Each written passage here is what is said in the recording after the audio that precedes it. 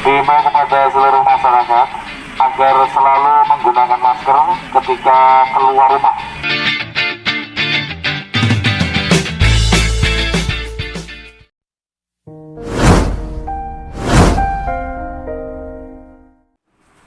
Assalamualaikum warahmatullahi wabarakatuh.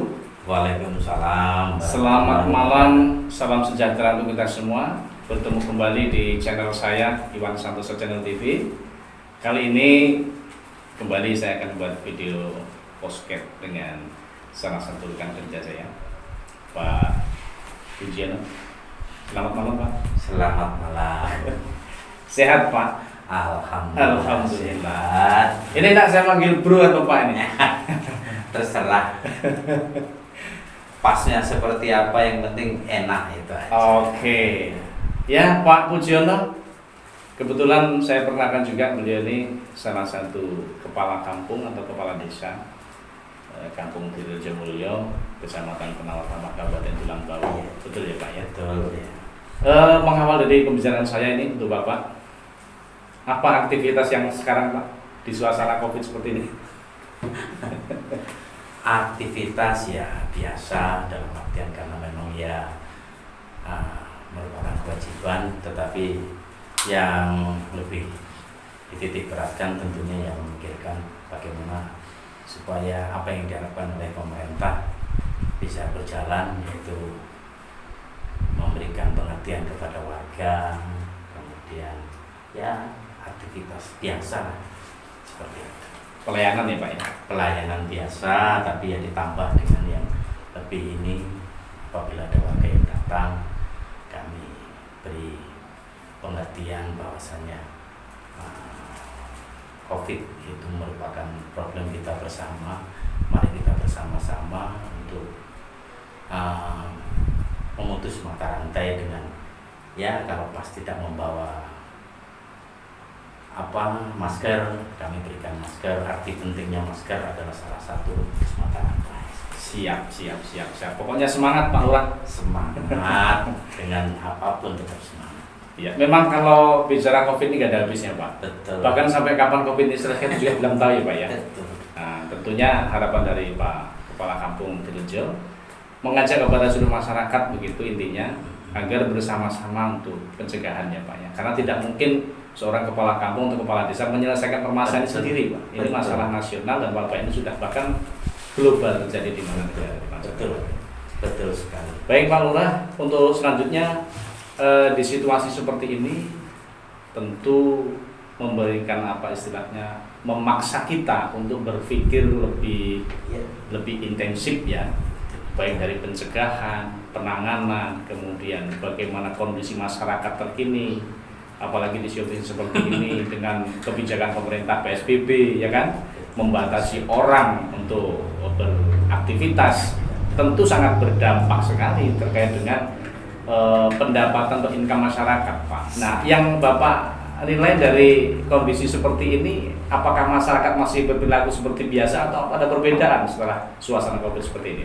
Kalau perbedaan tentunya ada, karena ya memang ya dampak itu pun tidak bisa lepas daripada masyarakat kita juga. Namun kami atau saya memberikan pengertian atau memberikan keterangan bahwasanya aktivitas, karena memang kebetulan di kampung atau di kecamatan kita masih dalam kaitan belum seberapa mengkhawatirkan atau belum kena zona merah, sehingga ya aktivitas tetap memang juga harus beraktivitas, namun tetap mematuhi apa yang menjadi harapan daripada pemerintah, ya selalu pakai masker, kemudian jaga jarak itu tetap, tapi aktivitas tetap berjalan. Walaupun dampaknya juga tetap ya masyarakat ya tetap ya sangat prihatin, karena semua harga juga ya kalau yang dihasilkan oleh petani juga tetap Pasti menurun. sangat kurang sekali. Tapi ya mau bagaimana, harus tetap berjalan. Iya. Oleh karenanya mungkin dari pertimbangan itulah pemerintah juga banyak nih Pak kegiatan-kegiatan pemerintah dan kebijakan pemerintah dari semua lini, apakah itu Kementerian Sosial, apakah itu Kementerian Desa, PDTT dan lain sebagainya, semuanya concern kepada penanganan wabah ini. Nah, yang Bapak rasakan kebijakan pemerintah yang menurut Bapak mungkin ya masukan pemerintah juga ya, karena dari bermacam-macam kebijakan ini semuanya intinya tujuannya baik Pak, untuk membantu meringankan beban masyarakat, Betul. terutama kebutuhan hidup di situasi yang seperti ini. Nah, hal yang Bapak rasakan selama kebijakan pemerintah diberlakukan seperti Kemensos memerlukan bantuan, kemudian dari Kementerian Desa meminta kepada seluruh perangkat desa, kepala desa untuk menganggarkan bagian pergeseran dana DD untuk BLT. Nah, ini yang Bapak rasakan sebagai pelaku kebijakan di bawah, bagaimana Pak? Terutama terkait dengan pendataan Pak, yang mungkin ya kita rasakan bersama ada banyak sekali hal-hal yang memang perlu dievaluasi menurut saya ke depan Pak. Gimana Pak? Ya itulah yang sebenarnya harapannya masyarakat dengan bantuan itu semuanya, karena semuanya saya yakin kena dampak. Namun karena memang ya kebijakan pemerintah itu memberikan anggaran untuk kepedulian kepada musibah ini pun tidak semuanya, ya semakin menambah sulit bagi saya selaku pengambil kebijakan di kampung. Dan apapun yang dilakukan pasti tetap tidak benar. Pasti tidak benar. Nah, itu yang menjadi Di situ Pak Lurah, di situ kalau kita mengestimasi sekolah ya, ada 10. Iya. Saya selalu ingat kalimat Iya. itu. Mungkin Anda juga pernah ingat kalimat itu dari tokoh kita di pertama ya. Betul. 10 persoalan yang kita kerjakan kita jawab. Satu yang salah, mungkin kalau soal sekolah itu 9 nilainya. Ya, betul. Tapi kalau perangkat seperti Bapak ini ada 10 pertanyaan, satu saja Bapak salah semua. Wah, salah kaprah.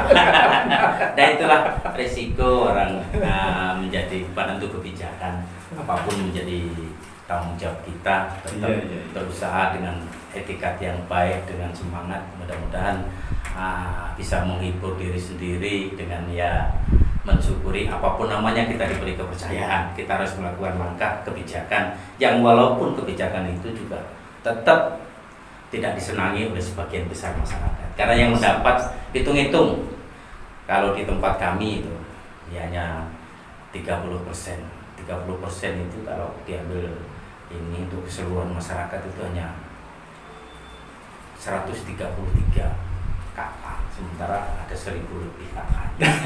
Itu dia. Jadi kan salah kaprah. Tapi itu harus ditempuh. Apapun itu harus kita syukuri Pak. Betul. Ya kan? Apapun kebijakan, apapun kegiatan kita yang harus kita laksanakan. Yang penting dikembali kepada niat dan itikat kita Pak.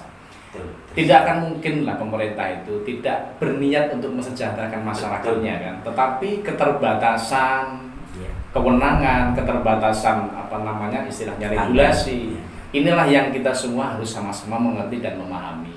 Mudah-mudahan di bulan Ramadan dan di suasana puasa ini semua bisa menurunkan egonya masing-masing, sehingga berpikir sebetulnya apa yang bisa kita berikan untuk bangsa dan negara ini, tapi jangan berpikir apa yang dapat diberikan oleh bangsa dan negara kita. Itu kalimat yang selalu saya dengar dari pujangga kita dulu Pak. Oke, Pak Lurah, untuk selanjutnya masih belum lepas dari kegiatan kita Pak. Iya. Mungkin saja ya kadang-kadang kita ini dalam perjalanan waktu ya kan selalu mengedepankan kepentingan orang banyak. Tapi mungkin nggak sih mereka berpikir bahwa kita ini berpikir untuk kepentingan sendiri? Jadi kalau saya sih berpikir seperti ini. Jadi yang penting kita punya niat baik. Kita awalnya memang punya niat untuk membawa atau untuk menjadi pelayan masyarakat itu diniati dengan baik. Ya, walaupun ternyata setelah kita menjadi penentu atau melayani masyarakat itu ternyata tidak sesuai dengan apa yang kita harapkan. Ya. Jadi sekarang saya sendiri mempunyai keyakinan bahwa keniatan kita untuk melakukan melayani masyarakat dengan ikhlas hanya kepingin yang kuasa yang tahu. Tapi kalau masyarakat saya sudah tidak mengharap, yang penting kita berbuat sebaik mungkin, mengambil kebijakan betul-betul seobjektif mungkin, sehingganya apapun yang dikontra atau dikomeni yang tidak baik tidak bisa membuktikan bahwa kita ini kita ini tetap sesuai dengan aturan-aturan yang berlaku. Seperti itu. Dan tentunya untuk seluruh teman-teman perangkat desa yang ada di seluruh Indonesia tetap semangat ya. Tetap semangat. Kembalikan ke niat kita, Yang penting kan kita baik untuk berbuat sesuatu kepada masyarakat, apapun penilaiannya kembalikan kepada masyarakat. Yang penting di hati kita ini tetap untuk berbuat baik. Karena kita tidak bisa memaksa harus mengikuti apa yang kita inginkan, bahwa kita keinginan kita itu baik. Betul sekali. Pak Lurah, terkait dengan hal-hal lain Pak, mungkin di lingkungan sekitar Bapak, tidak jauh dari lingkungan kita, mungkin kegiatan masyarakat ada beda nggak sih Pak sebelum COVID dengan setelah COVID ini? Sangat beda sekali, sangat beda sekali. Yang jelas semuanya berdampak, dampaknya adalah dampak yang tidak baik. Jadi betul-betul sangat berdampak apapun. Makanya ya kalau ada masyarakat yang kebetulan ya ada yang punya keberanian mengkritik kita pun ya kita harus berbesar hati, karena memang betul-betul ya semuanya berdampak. Yang kelihatannya sepertinya tadinya ekonominya lancar, segalanya semuanya lancar, tapi sekarang ini ya memang sama, nggak jauh beda dengan yang memang ya sehari-harinya memang sudah biasa sulit, sehingga ya harus saya sendiri harus berbesar hati. Besar hati kuncinya. Besar hati. Itu kata kunci itu Pak. Kata kunci besar hati. Besar hati itu berarti apapun risikonya kita menerima dengan apapun itu gitu ya. Beda itu Pak dengan baju kebesaran ya. Baju kebesaran itu maksudnya baju kebesaran itu kegedean bajunya atau memang itu baju satu simbol gitu Pak? Saya malah nggak bisa mengartikan. Yang jelas intinya ya kita udah siap apapun dampak ini. Yang jadi caci makian adalah ya orang yang memang paling bersentuhan langsung ya, terutama seperti kita yang menjadi pelayan daripada masyarakat. Kebijakan pusat saya yakin baik, tujuannya baik, tapi di bawah itu yang menjadi ini adalah kita. Sehingga ya kita harus berbesar hati dengan modal semangat bahwasanya apapun yang kita lakukan kita aja mengharap pada yang di atas saja. Amin. Insya Allah yang di atas tidak tinggi. Nah, Allah seperti Maha tahu Pak atas semua seperti itu. Dalam situasi seperti ini Pak, banyaknya bantuan khusus dari pemerintah, dari semua lini, dari semua kementerian yang mengarah pada penanganan COVID, membantu kebutuhan dan keluhan masyarakat terkait dengan kebutuhan hidup mereka. Nah ini acak kali membuat di bawah serba salah terkait dengan data yang menurut saya walaupun tidak semua Pak, tapi ada Pak yang tumbang tindih, walaupun dalam satu sisi tertentu mungkin masih dalam batas kewajaran, tapi ketika data itu yang anehnya itu banyak yang sudah meninggal sekian tahun yang lalu itu masih muncul Pak. Ini menurut Bapak gimana Pak? Mungkin kritikan lah mungkin ya, atau saran atau harapan lah yang pas yang pemerintah ke depan. Yang jelas ya dengan adanya bantuan ini saya yakin pemerintah tujuannya baik, saya yakin. Namun fakta di lapangan yang kita memang langsung bersentuhan dengan masyarakat, ya kita ini kena imbas. Ya, karena masyarakat menganggap bahwasanya tidak akan mungkin kepala kampung atau kepala desa itu tidak tahu, ditunjuk seperti itu. Namun ya kita sendiri pun tahu bahwasanya itu adalah menjadi kewenangan daripada pemerintah baik provinsi, kabupaten ataupun pusat. Sehingga kita pun tidak semuanya tahu, tidak semuanya dilibatkan, sehingga sebagian pun kita tidak tahu, sehingga terjadi benturan di masyarakat. Ada yang sudah memang ya kalau dihitung, kalau ada mengacu kepada kriteria harusnya tidak mendapat menjadi dapat, yang seharusnya dapat tidak dapat, yakin itulah menjadi kepusingan ataupun menjadi keresahan kita selaku penentu kebijakan, ataupun yang memang sebagian kita pun memang mengetahui, tapi ada sebagian memang kita pun mengakui bahwa itu memang tidak tepat. Untuk itu saya mengharapkan kepada pemerintah ke depan, kalau memang betul-betul ini bulan depan itu masih berlaku, ya memang perlu dikaji ulang, yang perlu koordinasi kembali walau melalui kalau sekarang melalui PSM, kalau di desa ada PSM yang koordinasi dengan PSM, TKSK di kecamatan, betul-betul diniati dengan untuk menyelesaikan atau untuk membantu supaya betul-betul ya bisa seobjektif mungkin walaupun tidak Iya. semuanya puas. Harapan kami kalau itu nanti betul-betul dilaksanakan ada pendataan ulang bulan depan atau yang nanti bisa berlanjut untuk sampai sampai berapa bulan, mudah-mudahan ya dengan pemerintah Iya. memverifikasi kembali atau mengkaji ulang kembali dengan mendengarkan dengan TKSK, PSM yang betul-betul ya niat untuk menyelesaikan atau untuk membantu masyarakat bisa betul-betul menjadi kenyataan ya, walaupun tidak semuanya puas tapi bisa dipahami dan bisa dimaklumi karena keterbatasan anggaran sehingga betul-betul tepat sasaran ke depan. Harapan saya seperti itu. Ya. Itulah kawan-kawan semuanya. Jadi harapan kita bersama ya selalu untuk kebijakan di bawah dalam hal ini anak perangkat desa dan seluruh jajarannya yang memang senantiasa berhadapan langsung dengan masyarakat. Kadang-kadang sudah niat baik juga masih salah, apalagi yang niat tidak baik ya Pak ya. Betul. Tapi kembali ke kuncinya, kata kunci adalah kita berbuat yang terbaik untuk masyarakat. Penilaian kembalikan kepada mereka. Pak Lurah, kalau boleh saya tanya, sebetulnya mungkin nggak sih dalam situasi yang seperti ini kemudian ada orang yang membantu kemudian dikait-kaitkan dengan politik begitu gimana sih? Tapi kalau saya pribadi Pak Lurah, siapapun mereka yang akan membantu, latar belakang apapun mereka, ketika mereka mau membantu dalam permasalahan ini, saya welcome Pak Lurah. Betul, sama saya juga sangat welcome karena ya betul-betul bisa membantu sebagian walaupun tidak semuanya. Kami kan kita kan bisa ya, ambil contoh di kampung kami ada bantuan dari pihak di luar ya masih kaitan dengan pemerintah membantu ya, saya sangat terima kasih. Walaupun, artinya dari siapapun mereka lah ya Pak? Sangat, dari siapapun mereka kami sangat welcome, kami sangat terima kasih karena seenggak-enggaknya bisa sedikit membantu sebagian masyarakat kita, sebagian kecil. Tapi kalau misalkan ada 2 atau 3 orang yang peduli seperti itu kan bisa sedikit lama-lama juga menjadi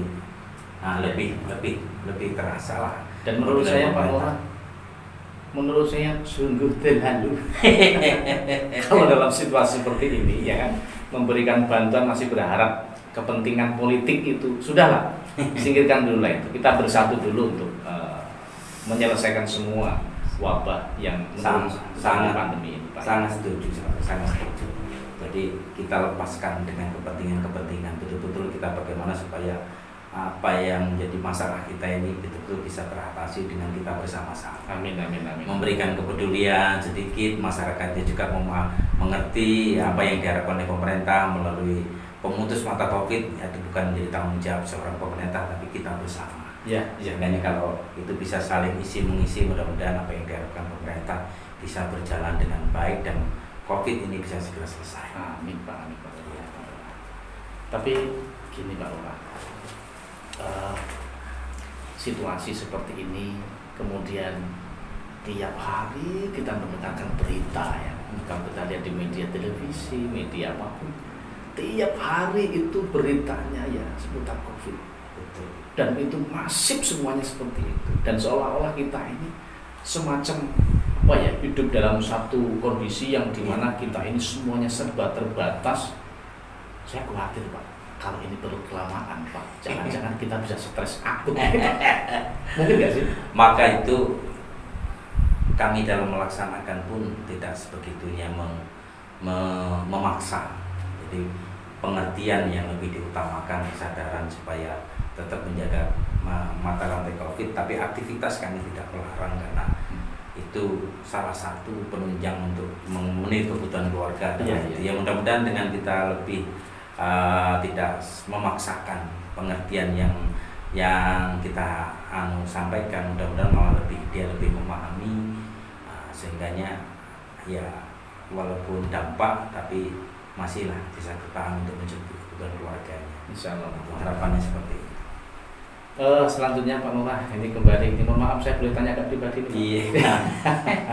Tentang kalau ngomong pemerintah terus ini. Sekali-kali kita bisa. Oke. Pak, setahu saya Pak Pujian ini dulu seorang pengusaha. Pengusaha. Asli kalau dibilang pengusaha bukan pengusaha. Karena memang sangat terpaksa. Ya bisa dibilang orang itu ya mencari orang yang tidak mau. Ya artinya begini. Jadi di awal dulu sebelum Bapak menjabat, betul. Bapak kan besar kecilnya seorang pengusaha dalam kacamata saya, apapun itu usahanya. Nah tentu saya melihat dari income Bapak pada saat itu tentu lebih banyak, Pak. Kenapa Bapak memilih, Pak, untuk tampil di sini dan duduk sebagai pejabat di desa, mencalonkan sebagai kepala desa? Apa sih Pak motivasinya? Kala itu namanya manusia ya, namanya manusia itu yang tidak lepas daripada harapan dari orang. Seandainya saya mau untuk menjadi seorang pemimpin di desa, Intinya saya yakin pada pengabdian. saya yakin kampung akan lebih ini. Namun waktu itu memang ya itulah motivasi, keinginan, tidak berpikir bahwasanya setelah menjadi ini ya bukan tidak mensyukuri nikmat ya, tapi hidup ini ya kalau secara logika ternyata ya enak menjadi, kalau ngomong dipilih sebenarnya enak menjadi orang wira swasta. Tapi karena sanjungan dan pujian orang ya sehingganya ya saya masuk ke ranah itu, kemudian ya ternyata tidak sia-sia. Ada sisi kepuasan secara pribadi yang di situ juga tidak bisa dilihat dengan ukuran sebatas materi. Kalau materi memang betul tidak sangat jauh berbeda, tapi dari sisi kepuasan bahwa hidup ini ada arti dengan kita menjalankan kebersamaan, kemudian kita juga menjadi bagian daripada penentu, dan itu mudah-mudahan juga akan dicatat atau dikenang oleh warga. Itu harapan, itulah kepuasan yang tidak ternilai dengan yang saya disebutkan materi, menggoreskan sejarah kehidupan yang pasti itu. Yang kedua, pengabdian kepada masyarakat, karena memang kita ini sama-sama asli warga penduduk transmigrasi lokal tahun 8586 ya Pak ya. Jadi pemirsa, kami ini jujur saja memang dari transmigrasi ya, yang sekarang ini berdomisili di Penawartama Provinsi Lampung ini, di Kabupaten Tulang Bawang ini, asli transmigrasi tahun 8586 sampai dengan saat ini. Dan alhamdulillah dari putra-putra transmigrasi inilah masyarakat di sini menentukan pilihan, Pak, memberikan amanah kepada kita untuk benar-benar melaksanakan keinginan dan hasrat masyarakat. Walaupun tidak semuanya bisa kita penuhi, betul sekali, banyak kekurangan, jauh dari kesempurnaan. Karena kesempurnaan menurut saya hanya milik Allah Subhanahu wa Ta'ala. Begitu ya Pak ya. Betul sekali. Terakhir Pak Lurah, harapannya untuk masyarakat di situasi Covid seperti ini, kemudian menjelang Hari Raya Idul Fitri, pelaksananya seperti apa ya kan, dengan PSBB yang dicanangkan oleh pemerintah ini. Harapannya ke depan masyarakat dalam pelaksanaan Idul Fitri seperti apa Pak? Harapan kami, saya tidak bisa berkata bahwasanya itu dilarang, karena itu berkaitan dengan keagamaan, dan juga pemerintah juga tidak memberikan gambaran yang jelas atau instruksi yang jelas bahwasanya dilarang untuk menjalankan ibadah. Sehingganya saya selaku pemerintahan kampung juga hanya mengharap kepada masyarakat, silahkan melaksanakan kegiatan Hari Raya Idul Fitri dengan sholat berjamaah di masjid, namun tetap perhatikan apa yang diharapkan oleh pemerintah yang dalam ini mengikuti protokol daripada kesehatan, jaga jarak, masker semuanya, dan jangan bersalaman. Itu harapan kami seperti itu. Mudah-mudahan ya apa yang kita harapkan bersama dengan masa yang seperti ini bisa menunjukkan ya yang sudah agak memang betul bisa dikata koma, karena ya sudah saking ketaatannya warga, sebagian warga tidak menjalankan ibadah bersama-sama. Ya mungkin di Idul Fitri nanti semakin nambah menumbuhkan, walaupun tidak bersalaman, tapi bahwasanya kita masih ada, kita masih menjalankan.